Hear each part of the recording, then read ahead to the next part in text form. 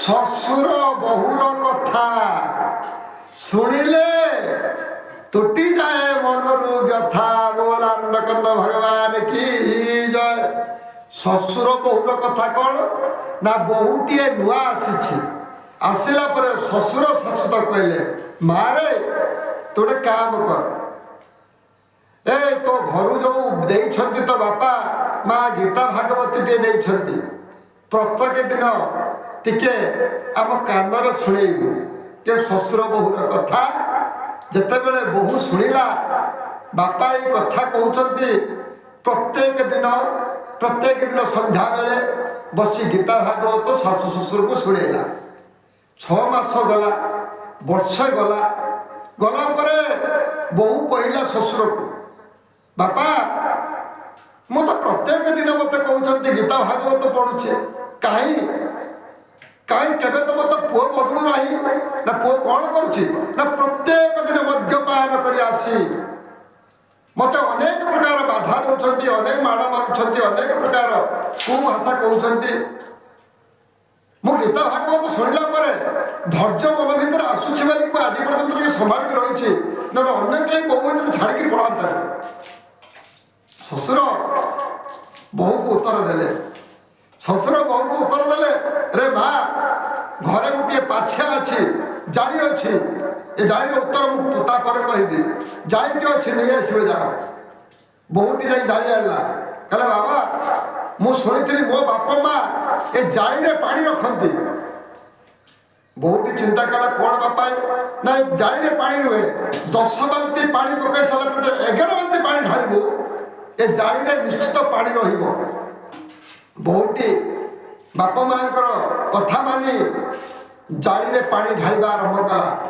ଟିବଲରୁ ପାଣି ଆଣିଲା, ଜାଳିରେ ଢାଳିଲା, ଗୋଟେ ବାଲ୍ଟି କରି 10 ବାଲ୍ଟି ପାଣି ଢାଳିଲା ପରେ 11 ବାଲ୍ଟି ପାଣି ଢାଳି ସାରିଲା। ବାପାଙ୍କୁ ପଚାରିଲା, ବାପା କାହିଁ ଜାଳିରେ ତ ପାଣି ରହୁନାହିଁ, ଜାଳିରେ କାହିଁକି ପାଣି ରହୁନାହିଁ? ଏ କଥା ଶୁଣିଲା ପରେ ଶ୍ୱଶୁର ଟିକେ ହସିଦେଲା, କହିଲା ମାରେ ଘରୁ ଯୋଉ ଭଳି ପାଛିଆଟି ଆଣିଥିଲୁ, ଏବେ ଦେଖିଲୁ ସେ ପାଛିଆଟିକୁ ଟେକିକି ଦେଖିଲୁ ନା ବାପା ଯାହା ପରିଷ୍କାର ହେଇଯାଇଛି, କିନ୍ତୁ ଜାଳିରେ ପାଣି ରହୁନି।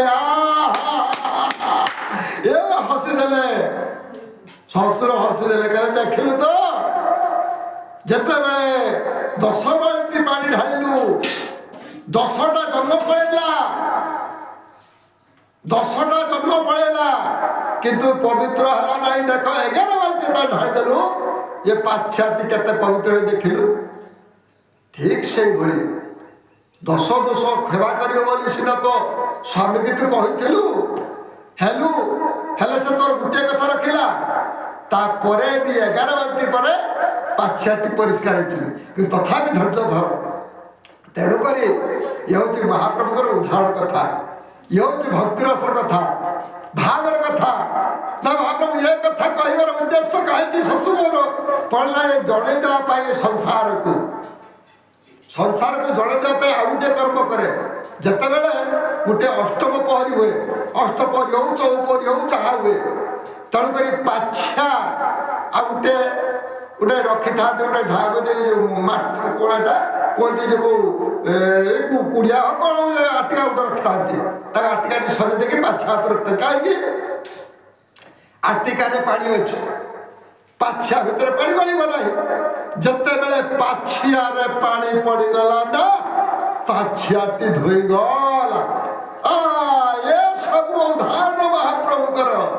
କାହିଁକି ପାଛିଆଟି କାହିଁକି ରଖନ୍ତି ହାଣ୍ଡିଟିଏ, ସେ କଥାକୁ ଆମେ କେବେ ଅନୁସରଣ କିମ୍ବା ଅନୁକରଣ କରିନା, କାରଣ ଆମେ ଜାଣିନାହାନ୍ତି। କିନ୍ତୁ ଜାଣିବା ପାଇଁ ଆମେ କଣ କରିବା? ଭକ୍ତି ରସ କଥା, ଭକ୍ତି ଭାବ ବାଣୀ, ଜାଣିଲେ ଶୁଣିଲେ ସିନା ଉଧରିବ ପ୍ରାଣୀ। ଏଣୁ କରି ଭଜୁଥିବା ନୀତି ହରି ହରି, ଏବଂ ସଂସାର ଦିନେ ହୋଇଯିବା ପାରି। ହରିଙ୍କ ଚରଣ ତଳେ ରଖିଥିବା ମତି, ବଢିବ ଶକତି ଆମ ବଢିବ ଭକତି। ପୁତ୍ର ଐଶ୍ୱର୍ଯ୍ୟ ଲାଭ ପାଇବୁରେ ତୁହି, ନିତିଦିନ ପୂଜୁଥିଲେ ପିତା ମାତା ଯାଇ, ପିତା ମାତା ସିନା ତୋର ତ ବଡ଼ ଦେବତା, ପିତା ମାତାଙ୍କ ଆଶୀର୍ବାଦ ଥିଲେ କିଛି ନାହିଁ ଚିନ୍ତା ତୋର, କିଛି ନାହିଁ ଚିନ୍ତା। ବୋଲ ଆନନ୍ଦ କନ୍ଦ ଭଗବାନ